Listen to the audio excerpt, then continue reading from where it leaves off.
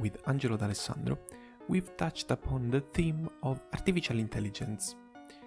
I know that the question you're all wondering in this sense is, will machines eventually take over humankind?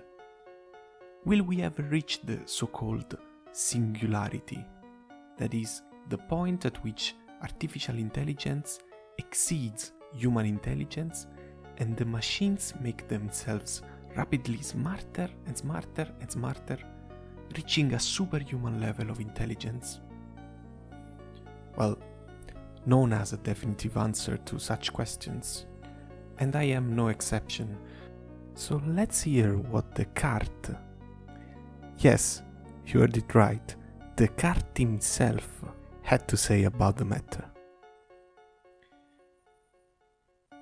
If there were machines which bore a resemblance to our body and imitated our actions as far as it was morally possible to do so, we should always have two very certain tests by which to recognize that, for all that, they were not real men. The first is that they could never use speech or other signs as we do when placing our thoughts on record for the benefit of others. For we can easily understand a machine's being constituted so that it can utter words, and even emit some responses to action on it of a corporeal kind, which brings about a change in its organs. For instance, if it is touched in a particular part, it may ask what we wish to say to it. If in another part, it may exclaim that it is being a heart, and so on. But it never happens that it arranges its speech in various ways in order to reply appropriately to everything that may be said in its presence, as even the lowest type of man can do.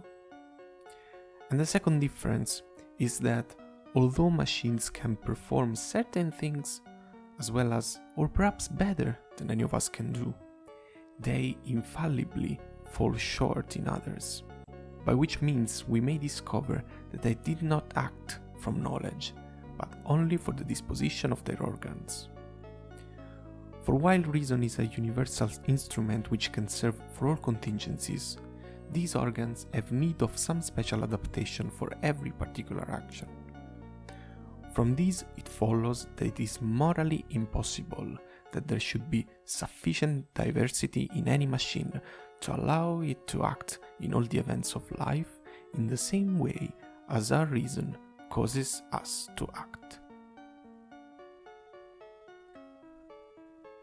Descartes therefore makes the argument that we will always have the means to tell machines and humans apart, also explaining why the former will never be superior to the latter.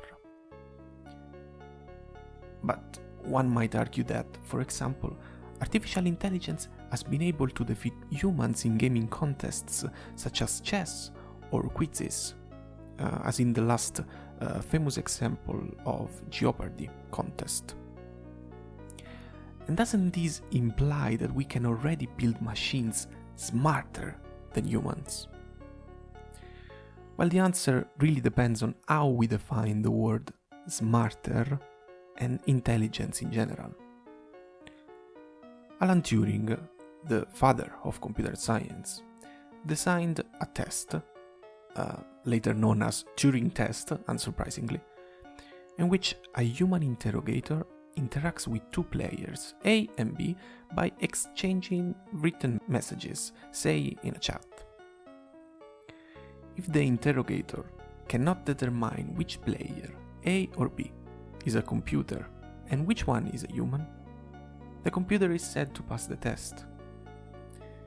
Turing's argument was that if a computer is indistinguishable from a human in a general natural language conversation, then it must have reached human-level intelligence. But really, is this enough to claim a machine intelligence? Or perhaps this is indicating whether the computer can behave like a human? The answer is up to you, but bear in mind that this test has indeed been passed by computer programs that keep changing the subject, make plenty of spelling errors, and sometimes refuse to respond at all.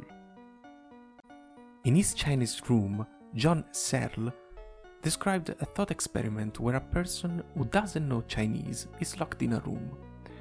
Outside the room is a person who can slip notes written in Chinese inside the room through a mail slot.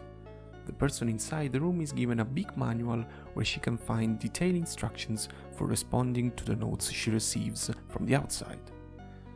Searle argued that even if the person outside the room gets the impression that he is in a conversation with another Chinese-speaking person, the person inside the room does not really understand Chinese.